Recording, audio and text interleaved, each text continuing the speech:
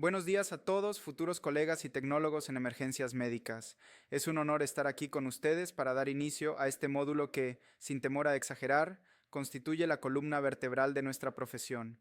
Hoy no vamos a hablar simplemente de técnicas o de memorizar protocolos. Vamos a hablar de la delgada línea que separa la vida de la muerte en las calles de nuestro país y de cómo sus manos serán el instrumento que decida de qué lado de esa línea se queda un paciente.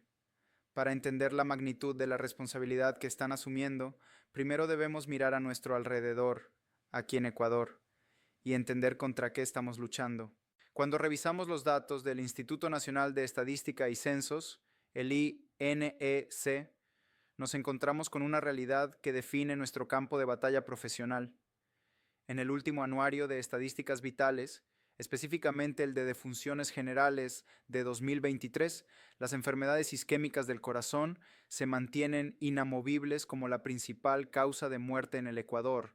Estamos hablando de más de 27,000 compatriotas que fallecieron por esta causa en un solo año, una cifra que lamentablemente sigue en aumento. Si a esto le sumamos los eventos cerebrovasculares y las crisis hipertensivas, nos enfrentamos a un escenario donde más de 64,000 ecuatorianos mueren anualmente por fallas en el sistema circulatorio. Esto significa que cuando ustedes estén de guardia, ya sea en una ambulancia del Ministerio de Salud Pública, del IES o de los cuerpos de bomberos, la probabilidad de que sean despachados para atender un colapso súbito de origen cardíaco es extremadamente alta. No es una posibilidad remota, es su realidad operativa diaria. Ahora bien, quiero que piensen en lo que sucede en nuestras ciudades. Imaginen el tráfico en la avenida Simón Bolívar en Quito a las 6 de la tarde o en la avenida de las Américas en Guayaquil. En Ecuador, la topografía y la congestión vehicular son enemigos mortales del tiempo. Sabemos por la literatura internacional que por cada minuto de retraso en la reanimación y la desfibrilación, la supervivencia de un paciente cae hasta un 10%. Sin embargo, si logramos iniciar una RCP de alta calidad de forma precoz, podemos duplicar o triplicar esas probabilidades. Aquí es donde entra en juego el ecosistema de respuesta en el que ustedes van a trabajar. No operamos en el vacío, somos parte de una estructura articulada por el ECU 911. A diferencia de otros países donde cada hospital o servicio tiene su número, Ecuador centralizó la recepción de llamadas, lo cual es una ventaja operativa enorme si se utiliza bien. El ESU 911 no es solo un call center, es una plataforma de gestión de crisis. Ustedes deben saber que, bajo los protocolos de despacho asistido, el evaluador de llamadas ya está instruyendo a los familiares o testigos para iniciar compresiones antes de que ustedes lleguen. Esto es vital porque su trabajo comienza al recibir esa posta. Su misión es llegar a una escena donde, idealmente, alguien ya está comprimiendo el pecho del paciente y ustedes deben realizar una transición de mando fluida y sin interrupciones. Esto me lleva a un punto crucial sobre la evolución de nuestra doctrina. Hace 20 o 30 años la enseñanza en la región andina era muy básica: cargar y correr. Se creía que lo mejor que podíamos hacer por el paciente era subirlo rápido a la ambulancia y correr al hospital. Hoy la evidencia científica nos dice que eso es un error fatal en el caso del paro cardíaco. Quiero que se graben esto: mover a un paciente en paro cardíaco activo en una ambulancia en movimiento degrada severamente la calidad de las compresiones. La inercia de las curvas, los frenazos y los baches hacen imposible mantener una perfusión constante. Por eso, hemos cambiado el paradigma hacia el modelo de quedarse y estabilizar, o stay and play. La reanimación es un procedimiento que se ejecuta principalmente en la escena. La ambulancia es una herramienta de transporte para el paciente que ya ha sido estabilizado, es decir, que ya tiene pulso, o para situaciones muy específicas. Ustedes no son choferes rápidos, son una extensión de la unidad de cuidados intensivos llevada a la acera o a la sala de la casa del paciente. Hablemos ahora de la cadena de supervivencia. Las guías más actuales de la American Heart Association para 2025 proponen una cadena unificada, reconociendo que los principios de soporte vital son universales. En nuestro contexto ecuatoriano, el primer eslabón es el reconocimiento y la activación. Y aquí quiero detenerme en un concepto que confunde a muchos, incluso a personal de salud, el gasping o respiración agónica. Muchas veces, cuando una persona colapsa, el cerebro todavía tiene un remanente de oxígeno y envía señales desordenadas al diafragma, provocando boqueadas o ronquidos extraños. En nuestra cultura, los familiares suelen decir, todavía respira, está roncando, y no hacen nada. El desafío es educar a la comunidad y entender nosotros mismos que ese gasping no es un signo de vida, sino un signo de paro cardíaco inminente. Si el paciente no responde y tiene esa respiración anormal, asumimos el paro y actuamos. El siguiente eslabón es la RCP de alta calidad precoz y la desfibrilación rápida. Aunque en Ecuador todavía nos falta ver desfibriladores externos automáticos, los DEAs, en cada esquina como en otros países, ya los vemos en aeropuertos y grandes centros comerciales. Su rol como soporte vital avanzado es el cuarto eslabón, donde entra la vía aérea, los fármacos y el diagnóstico diferencial. Y finalmente, los cuidados posparo y la recuperación. Si alguno de estos eslabones se rompe, el esfuerzo es fútil.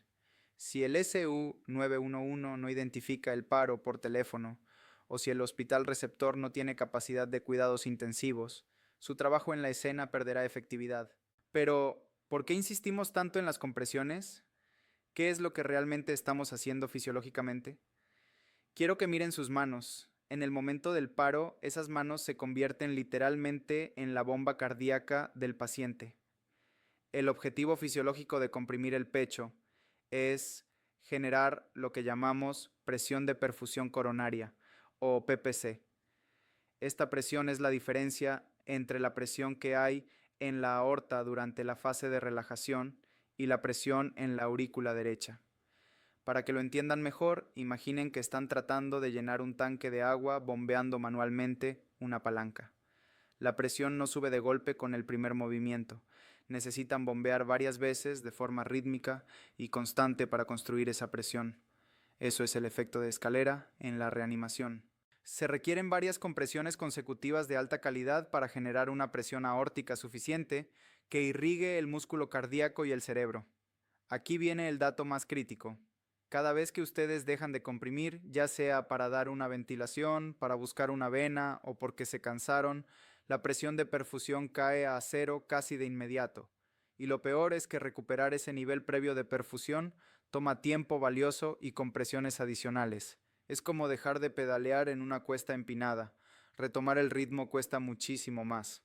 Por esta razón, el concepto de tiempo sin manos es nuestro enemigo.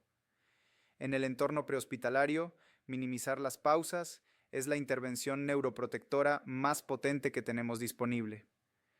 Esto nos lleva a una métrica que van a escuchar mucho en este curso, la fracción de compresión torácica, o CCF.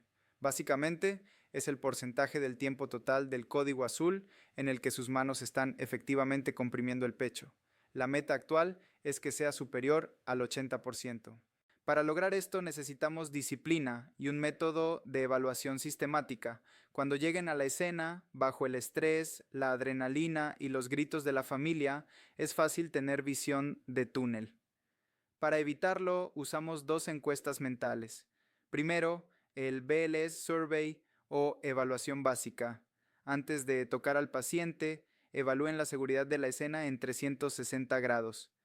En Ecuador esto implica mirar si hay riesgos eléctricos, estructuras colapsadas o incluso violencia civil.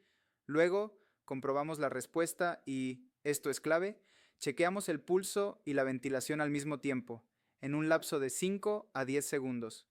No pierdan tiempo haciéndolo por separado. Si no hay pulso y no respira o boquea, activamos el código. Inmediatamente después, mientras alguien comprime, pasamos al ACLS Survey o evaluación avanzada. Aquí seguimos el clásico ABCD. Vía aérea. ¿Es permeable o necesita un dispositivo supraglótico? Ventilación. ¿Se expande el tórax? Circulación. Aquí buscamos accesos vasculares y definimos el ritmo cardíaco. Y diagnóstico diferencial. Buscamos las causas reversibles, las famosas H y T. En nuestro medio, por ejemplo, en accidentes de tránsito, la hipovolemia por trauma es una causa muy frecuente que debemos descartar, al igual que la hipoxia. Quiero cerrar esta primera parte recordándoles que la enseñanza del soporte vital avanzado en su carrera no es un ejercicio académico aislado, es una respuesta estratégica a la carga de enfermedad que sufre nuestro país. Ustedes se están formando para ser gestores clínicos de la reanimación. Esto significa que no solo deben saber hacer las cosas, sino entender por qué las hacen. Deben entender que están luchando contra el tiempo y contra la fisiología de la muerte.